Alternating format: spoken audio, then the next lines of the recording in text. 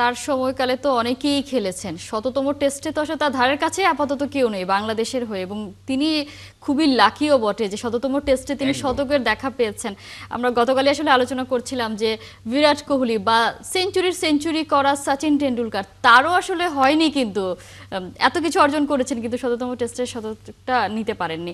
সেদিক থেকে মুশফিকুর রহিমের হাতে তো বিকে পন্টিংকে ছুঁয়ে ফেলার একটা সুযোগ আছে। যদিও ম্যাচটা আয়ারল্যান্ডের সাথে এমনও হতে পারে আজকেই বাংলাদেশ হয়তো জিতে যেতে পারে, কিন্তু তারপরে যদি সুযোগ হয় যে সেকেন্ড ইনিংসে আর একটা সেঞ্চুরি করার, এইরকম যদি আসলে সুযোগ হয়, সেই সম্ভাবনা দেখেন কিনা? কিংবা কালকে তিনি 13তম সেঞ্চুরি তুলে নিয়েছেন, তিনি এখন যৌথভাবে মুমিনুল হকের সাথে আছেন প্রথম সবচেয়ে বেশি সেঞ্চুরি মালিক। এই সুযোগ আছে আসলে তার সামনে একমাত্র হয়ে যাওয়ার সবচেয়ে বেশি সেঞ্চুরি। আপনি যেটা বললেন, কালকে মুশফিকও বলছিলেন যে একদম রোনালদোর আমরা একটা ইন্টারভিউ করেছিলাম, তার মতনই শোনালো যে তিনি যতদিন মনে করবেন যে তিনি ফিট আছেন, তিনি দিতে পারছেন দলকে, খেলতে পারছেন, এবং দল যদি তাকে চায় তিনি খেলে যাবেন।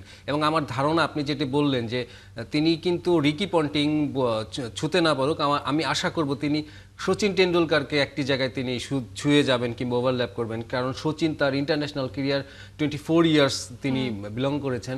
তো মুশফিক এই মুহূর্তে 20 বছর আছে, আমি অবাক হব না আরও 4 বছর মুশফিক এই ফিটনেসটা ধরে রেখে অন্তত টেস্টে অন্য একটি উচ্চতায় নিয়ে যেতে পারে দলকে।